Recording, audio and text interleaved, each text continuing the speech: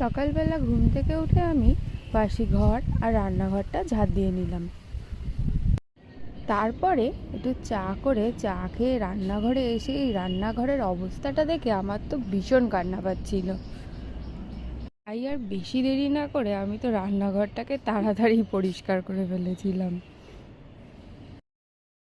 রান্নাঘর থেকে ঘরে এসে তো আমি ঘরটাকে গুছিয়ে ফেললাম, কারণ আমার পরে যেহেতু আমার বর ওঠে তাই বিছানাটার অবস্থাটা ঠিক এই রকম। বিছানাটা গুছিয়ে চলে গেছিলাম আমি ঘর বারান্দাগুলো মুছে দিয়ে আসতে। এইসব করে তো আমি একটু চুলে পেঁয়াজের রস মেখে নিচ্ছিলাম, কারণ এই কয়দিন আমার চুল ভীষণভাবে পড়ছে। তারপরে আর কি, ঘরের চারিদিকে যে জামা কাপড়গুলো ছড়িয়েছিল ওগুলো একটু ভাঁজ করে নিয়েছিলাম। তারপরে ফ্রেশ হয়ে এসে একটু ছাদে চলে গিয়েছিলাম। ছাদে ওরকে পড়াতে বসে দেখি আমার বর খাবার নিয়ে হাজির। তাহলে আমি এখন খাবার খাই, তোমাদের সাথে আবার পরে দেখা হবে।